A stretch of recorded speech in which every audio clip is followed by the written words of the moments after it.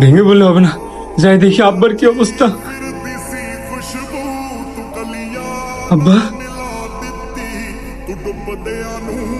এই জায়গায় আমার আব্বা ছিল, আমার আব্বা কই ভাই? সেজন্য আপনার বাবাকে চারতলা নিয়ে গেছে।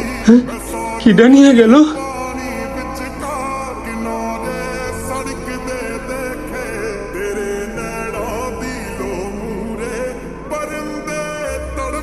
কিরে আসিফ, তুই? আমার আব্বা কই? আরে তুই শান্ত হ। আব্বার কিছু হয়ে গেল না তো? আরে না, কাকা এখন একটু ঠিক আছে। সত্যি তো? তুই বিশ্বাস কর, কাকা এখন একটু সুস্থ আছে। বন্ধু, সেদিনকে দুর্ব্যবহারের জন্য তুই আমার মাফ করে দিস বন্ধু। আরে ধুর, তুই এসব নিয়ে একদমই ভাবিস নে পাগল। এই সময় তো আমরাই তোর পাশে থাকবো, তাই না? আর এই বিষয় নিয়ে তুই আর একটা কথাও বলিস নে। তুই শুধু কাকার জন্য দোয়া কর। খাইছিস কিছু? আর খাওয়া দোষ, আসল বন্ধু কিটা দোষ আমি বুঝে গেছি দোষ। শোন, তোর একটা কথা বলি, এই পৃথিবীর মানুষের উপর তুই যত এক্সপেকটেশন কম রাখবি, তুই ততই ভালো থাকবি। সোজা কথাই, তুই ছাড়া কেউ নেই। চল, আর একটা কথা বলিস না।